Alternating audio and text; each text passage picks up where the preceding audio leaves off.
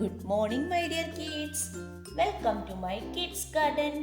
എൻ്റെ എല്ലാ കുഞ്ഞു കൂട്ടുകാർക്കും സുഖമാണെന്ന് വിശ്വസിക്കുന്നു. നമ്മൾ ഇന്ന് പുതിയൊരു ലെറ്റർ പഠിക്കാൻ പോവാം.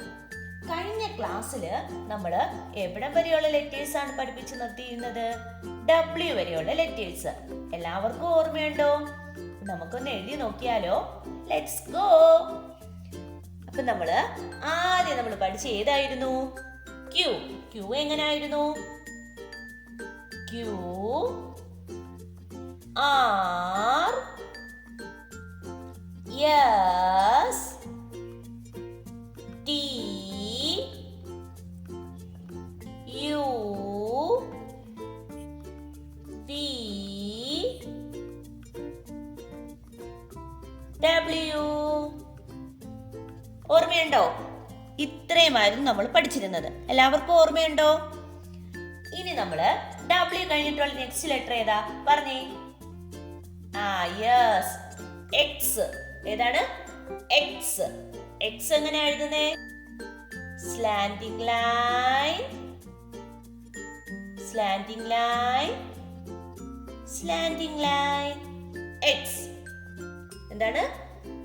സ്ലാന്റിംഗ് ലൈൻ, സ്ലാന്റിംഗ് ലൈൻ, എക്സ്. ഓർമ്മയുണ്ടോ? എക്സ് എങ്ങനെ എഴുതിയെന്ന്? നമ്മൾ ക്യാപിറ്റൽ ലെറ്റേഴ്സിലെ എക്സ് എങ്ങനെ എഴുതിയേ? ഇങ്ങനെ അല്ലേ?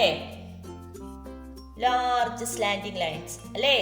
അപ്പം അതിന്റെ സ്മോൾ സ്ലാന്റിംഗ് ലൈൻ എഴുതിയാൽ മതി. നമ്മുടെ സ്മോൾ ലെറ്റർ ആവുമ്പം സ്മോൾ സ്ലാന്റിംഗ് ലൈനെ കൊടുക്കുന്നു. ഇത്രയേ ഉള്ളൂ. സിമ്പിൾ അല്ലേ? എളുപ്പമാണ്. എന്താണ്? ക്യാപിറ്റൽ ലെറ്റേഴ്സില് ലാർജ് സ്ലാന്റിംഗ് ലൈൻസ് കൊടുത്തു. സ്മോൾ ലെറ്റേഴ്സില് സ്മോൾ സ്ലാന്റിംഗ് ലൈൻസിനെ കൊടുത്തു. എക്സ്. ഏതാണ് ലെറ്റർ? എക്സ്. ഓക്കെ ആണോ? ഇനി നമുക്ക് 4 ലൈൻ എങ്ങനെ എഴുതുന്നത് നോക്കാം. ഇത് കൂടുതൽ എക്സ്പ്ലനേഷൻ വേണോ? വേണ്ട. കാരണം ക്യാപിറ്റൽ ലെറ്റേഴ്സിൽ തന്നെയാണ് സ്മോൾ ലെറ്റേഴ്സിൽ. ഓക്കെ അല്ലേ? ഇനി നമുക്ക് 4 ലൈൻസ് നോക്കിയാലോ? നോക്കാം.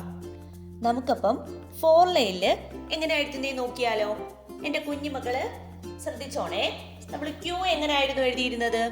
ക്യൂ നമ്മൾ എങ്ങനെയായിരുന്നു എഴുതിയിരുന്നത്? നമ്മൾ ആദ്യം എന്തോ ചെയ്തു?